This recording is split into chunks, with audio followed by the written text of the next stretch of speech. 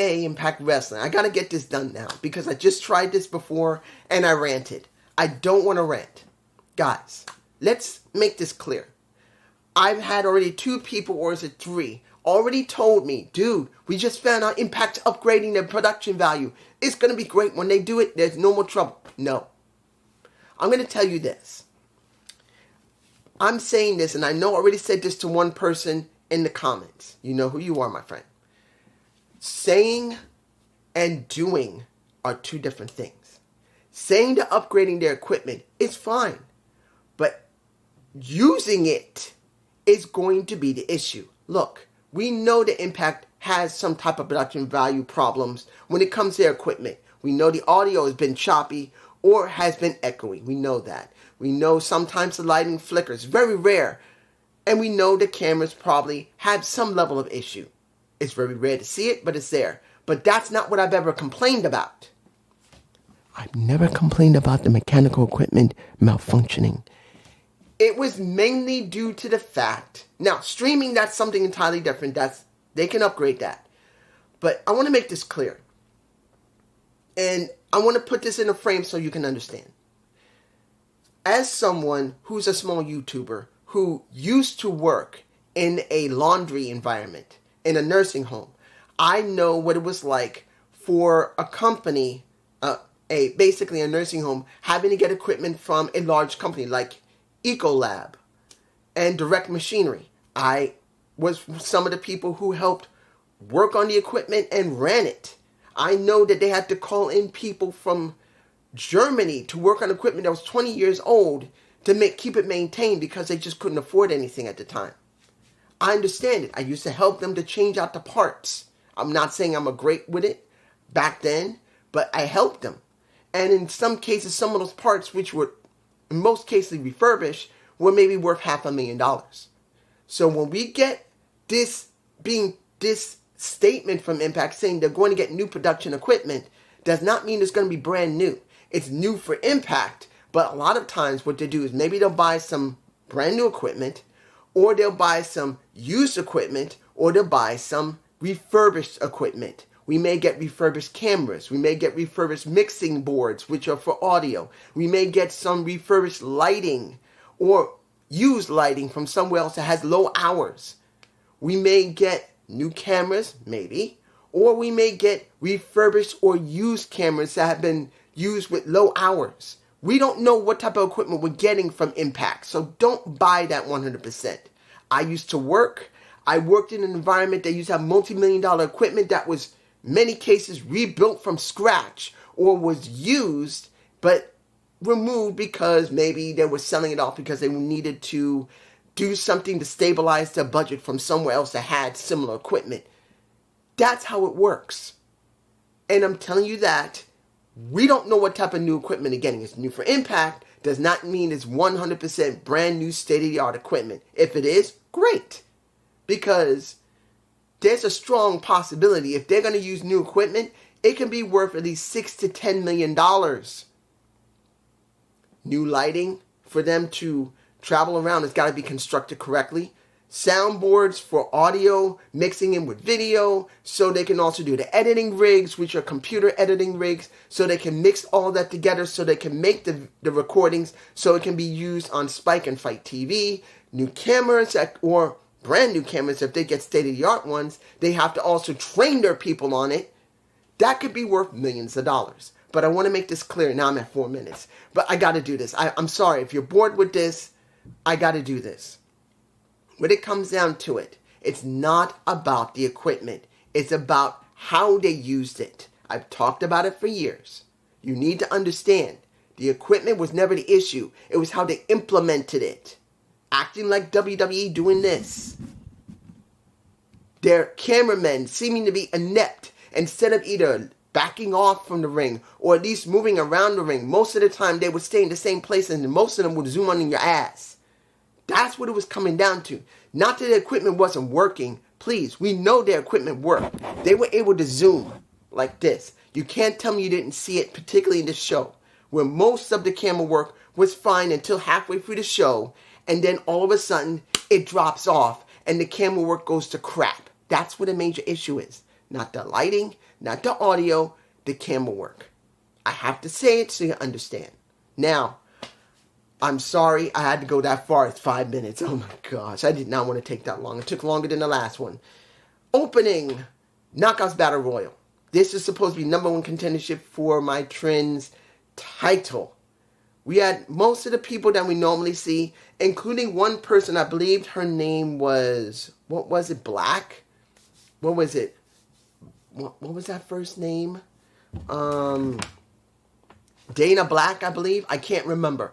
But she's the only one that was brand new I've not seen before. Maybe she's a possible candidate to join the Knockouts division. There was 10 women there. We didn't see Deonna Purrazzo. She's not showing up there. And we got everybody else. The 3 that survived was Alicia, was Jody Threat, and Kylan King.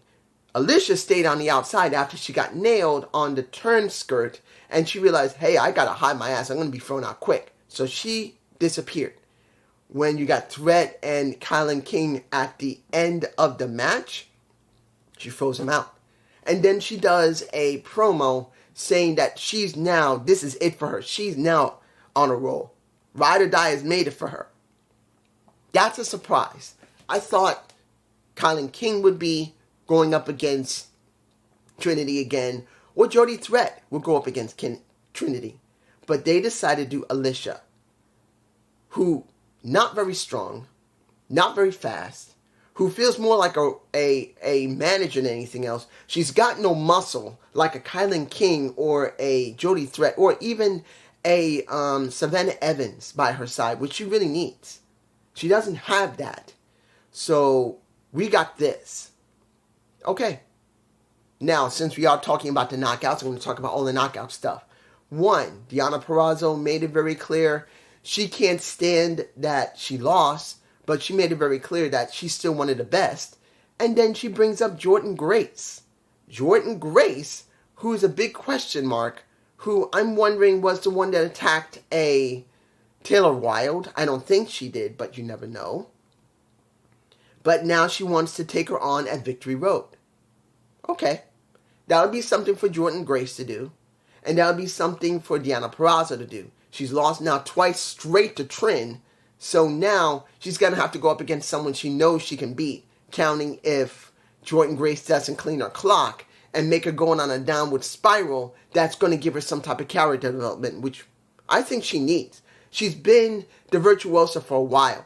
I want to see the Virtuosa become not the Virtuosa and Deonna to become something else. See if she can develop her character. That's just me. Third, sorry if I cough. Third, we now know that at, September 8th? Or is it 7th? 7th, September 7th. We will be getting the 1000 episode. And it's supposed to be a 10 knockout battle royal.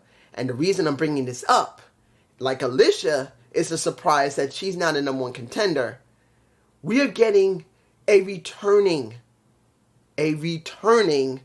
Awesome Kong to the ring. Guys, Awesome Kong has said flat out she was not going to do any more matches. She's done. She's finished. But she wants to be at the 1000 episode, so she's going to wrestle. Now, hopefully she's in shape for that. She only has a month. I'm hoping she has at least been given time to get herself in good shape.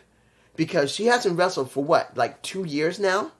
At least a year and a half to 2 years now, and easily. She has not been generally wrestling on any of the major circuits like AEW when she left there. And Impact, she did show up for her Hall of Fame, but she hasn't wrestled, as far as I know. Maybe she's been working on the independent scene. She decided, you know what? I'm bored. I want to go back to wrestling again. Maybe she has.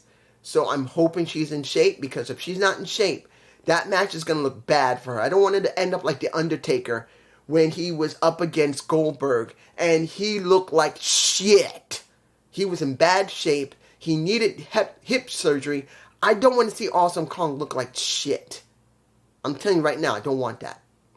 Now, let's go to the strangest and surprising thing. Steve. I'm not calling him Crazy Steve. I'm calling him Steve. Steve with Mike Bailey. There was no match. It was supposed to be a match. No match. They threw that sucker out because Steve decides he wants to gouge out the eyes with his thumbs. He wants to gouge out the eyes of a Mike Bailey with the thumbs. Then he's almost ready to kill the ref. Then he grabs out a fork. And eventually, we get a Black Taurus trying to stop him. And then he's trying to gouge his eyes out. He is now Steve. I'm not calling him Crazy Steve. He's Steve. Someone that don't care. He already said if he's not going to be the cure, he's going to be the destruction, the disease, the plague. And he's showing it literally during the match, which was very brief. Not even a match. Afterward, when he was trying to hurt everyone, hurting security, hurting the ref, hurting Black Taurus, hurting Mike Bailey. Literally, he was foaming at the mouth, spit coming from his mouth. He was rabid. Beautiful. Something we don't see often. Not that he's trying to act like a abyss, but he's just that destructive. Nice and surprised right there. Next, Khan versus Eric Young. This really didn't give us anything new. It didn't. It wasn't like there was going to be a turn to Khan. Khan was not going to turn and join Eric Young. The question is, since now that Dina is injured, well, not injured, but got herself beaten at Emergence, what do we got here? We got Khan doing a decent match with Eric Young. At least we could see it to a certain extent. We were able to see it. And Eric won the match with 2 straight pile drivers. And Khan telling him to finish it after the first one.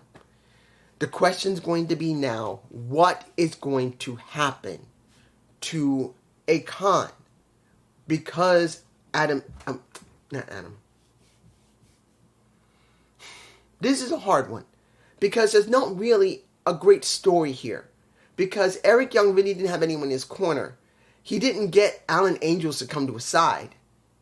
Or better yet, Alan Angels to go to Khan and tell him, look, you need to stop. Join me. It's just a straight match. We just don't know what's going to happen next. Is Eric finally done with the design? Is the design over? And will Khan, maybe Dina, realize what Eric said, that he may have been the architect of the design, but he's not the design. Dina was the design now. So maybe Dina will do the same thing as Eric Young did, and will switch it over to Khan, and he will become the design. I don't know. Let's move on. We get a Zachary Wentz versus Chris Sabin. This is where the camera work went done. Instead of doing this, knowing full well this is a very fast-paced X Division match that was set up early in the night, due to the fact of the interview that, well, not interview, but the talk that Sabin was trying to talk about with Lio Rush, we get this match. Guys, the camera work just fell like a brick. It was terrible for most of it. Then it picked up, and then it dropped again. And it's not because the camera was not working correctly. It was because the cameramen are not that good. One of them simply kept zooming in close. It was not that the camera was zooming in on its own. Someone was zooming it. So it's not about the equipment being an issue. It's about who is running it. In the end, Sabin won the match. But what does that mean? We now supposedly have a match between the Guns and the Rascals, which I'm going like, why? No. I don't want the Rascals to be dealing with the Motor City Machine Guns. Let Alex Shelley deal with who's next. Let Chris Sabin deal with Lio Rush. Why are you doing this? And then, here, Subculture. They're supposed to be, and also, she wasn't there. And I just remembered that when Dani Luna, where was Dani Luna? Shouldn't she have been in the Battle Royal? She wasn't, as far as I could tell. I didn't see her. Now, I could be wrong, but it was Black. Dana Black, I believe that's her name. I could be wrong. You can tell me below. I think her name was Black. at least the last name. But what was Dani Luna? She's supposed to be part of the Knockouts. She wasn't even there. Maybe there might have been an issue or something, but she wasn't there. And now Subculture, who's owed a title shot, are told, well, you can't have it because I gave it to the Guns for Victory Road. Okay. So what did they do in the meantime? Rick Swann and Sammy, they want a shot. They've been cheated because of the Rascals. You stick them together, but we don't hear that Subculture is still going to get the rematch clause. Does Subculture get a rematch after Victory Road? Santino didn't say it, so now that's an issue. I don't want to see the Guns at Victory Road. I'd rather see Subculture at Victory Road. And then if you're going to make it important about the Guns, then do it later, not now. I don't agree with that. Moving on. Now, let's get this done. When it comes to Kenny King, let's get this segment done. My friend, I know the one who loves Johnny Swinger is not going to be happy after what he heard. I'm sure he's going to watch Impact, find out what happened to Johnny Swinger in real life. Now, mind you, I do believe the concussion is a write-off because his father-in-law passed away. Right before Emergence, his father-in-law passed away. He wants a reason to be written off TV, so having a concussion, to be concussed, would be the best way, counting if it's real. But I did say, didn't I say, that they're going to whoop that ass of Johnny Swinger. Now, Kenny King talked about how important he is, how he is currently the DMC of Impact Wrestling, how he's the best, how he whooped that ass of everybody, including Johnny Swinger, nailed that sucker, and basically gave him a concussion. Now, that's a possibility. It could be a real one, or that he's just been written off, like I said, because his father-in-law passed away. I think that's the truth. And the kicker here is that when that segment was done, Tommy Dreamer comes out, and he addresses that. Tommy addresses what happened with Johnny Swinger, talking about his father-in-law passing away, that he had to leave, that he told him that the Knockouts at the night, they killed it, but he had to go. And it looks like that's a possible legitimate thing, which is fine. My condolences to Johnny Swinger's father-in-law. He probably loved the guy. But the point is, Johnny's done for a while. Either a real concussion, along with his father-in-law being passed away, or being written off because of it. So if you guys don't like Johnny, don't do that. Whether you like Johnny or not, saying, oh, he's nothing but a piece of shit, I don't care. Don't do that. Whether you like a comedic wrestler or not, he busts his ass in Impact Wrestling. It's not easy to be a comedic wrestler. It's not. I've always respected people who do it. When it comes to, and yes, we did get Dango, we did get Alpha Bravo. They are comedic wrestlers. You may not always like them, but they have a purpose and they deserve some level of respect. So I'm telling you. But he makes it very clear, because of what happened with Johnny, because of how disrespectful that Kenny King and Shelton Jean was, instead of staying to the end of the show, seeing Trin and Diana, they went to the bar, got some women, had some fun, which you're not supposed to do that. That kayfabe, guys, you don't do that. You wait until the show is over. Unless you're told you gotta leave, you stay to the end of the show. Show your solidarity for the women and men there. You don't do that. That is a no-no. That's how you show disrespect, and people still have that type of level in wrestling. But he brought that up. And Kenny made it very clear, we're just following you. Because that's what you used to do. He said, yeah, but I would stay to the end of the show and then go party. We don't do it just before. And because of your disrespect, because of your attitude, beating up on Johnny, and you think, and pretty much Kenny made it very clear, I want that damn spot. I am in the spot, but I don't have the full spot. You got that spot. You want to hold on to your damn spot, being one of the veterans of Impact. And to be honest, and this was kind of real, wrestlers do that. Now, I'm not saying that Tommy Dreamer is doing that. It could be, to a certain extent. And they just incorporated that into the match because of what's going to happen at Victory Road. But Tommy made it very clear. Someone like me who's in that spot, years ago, I was like you. Terry Funk, Harley Race, when it came to Paul Heyman, and anyone else I used to deal with, I did what they taught me to do. I didn't run off when the show wasn't complete. I stayed.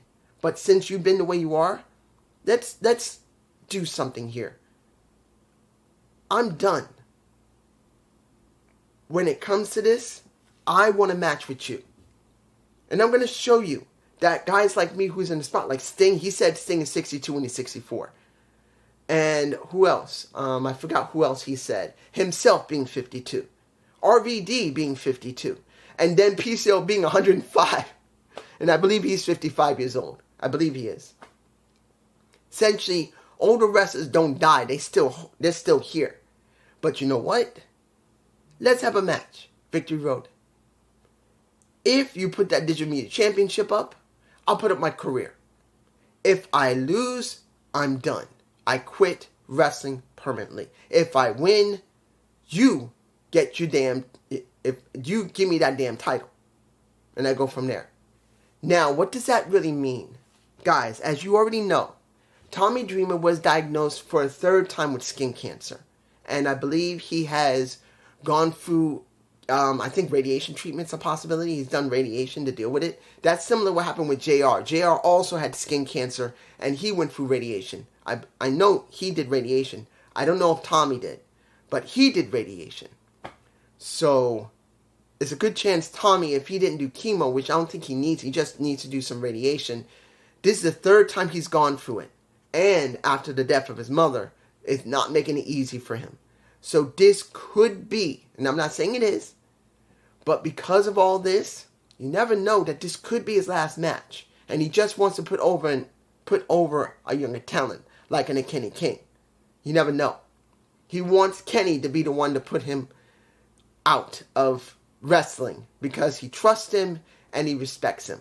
Or he literally, well, that's also due to the fact that if he finished with wrestling, either he's going to work in the back and never come out again, or he's going to leave Impact and maybe go to AEW or go back to WWE. It counting if he can still go. He's 52. He may still be able to go, but it's either he's quitting because of all what I said, or he's leaving the company because he wants to try and do some AEW or WWE. You never know. But this is what we got. Now, what do we else we had here?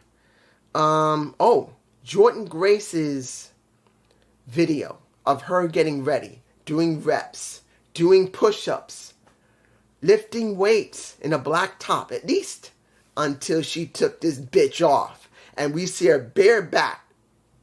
Jordynne Grace. I think I got a shot of it. I won't be showing many images in here, guys. I'm still sick.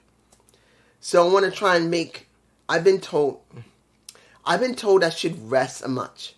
My throat's messed up still, so I'm still sick. And I've been told to try to rest. So if I'm not putting a lot of images in, I'm trying to rest and not push myself too much. But Jordynne Grace, topless, on screen, you can't see the titties. You can't, I'm going to make it clear. You can't see all the parts you want to squeeze, men and women alike. You can't see it. But it is obvious she ain't wearing no bra. She's doing push-ups one-armed. She's doing her reps topless. Can't see that shit. But you don't normally see that. That was a surprise. And I'm impressed. Impact was willing to be that edgy. When was the last time you seen WWE that edgy? In a very long time. And AEW has not gone there yet. They're still pretty young, so maybe Tony doesn't want to go there with that in any video package or any video segments of showing any type of nudity yet. It's a possibility. Eventually he will. But you get my point. So that was it. 6-man tag is the final thing we'll talk about. That was Moose, Myers, and Eddie versus Kaz, Jake Something, and Sonata. Oh, almost forgot. Before that, PCO and Bully Ray. Now, I'm not going to talk in length about it, but let me make this clear. Him using PCO's actual name, Carl, was interesting. Seeing him trying to reach him by talking to the original guy, Carl, was interesting. But I'm not going to go any further because we just don't know what the direction will be. I know they're going to have a match, but how far are they going to do that before it? I don't know. But this 6-man tag, it was okay for what you could see. And we did get Jake something pinning Brian Myers. But does this give Jake something? Yeah, it does. Gives him more momentum since they are pushing him. And next to knowing that... I didn't talk about the segment that Josh had with Alex and Chris. And I want to leave that on purpose. Because we know that Josh is going to have a match with Steve Maclin. That's happening at Victory Road. But where they're going to go with Alex Shelley, I don't know yet. I don't. The question is going to be what they're going to do with Alex. Because I think he does have a match there on Victory Road, I think. But even if he does or doesn't, I want to know what the story and direction is going to be for him. I don't know. He's trying to be a Bryan Danielson, which he basically is. He is a Bryan Danielson character. A guy that's never been believed in. And now he has a title. But the question is, how far they're going to push him before they want to just pull it off him because of Moose, Myers, Josh Alexander, Steve Maclin, or anyone else they think he's best to drop the title to. I don't know. But this is just me. Peace.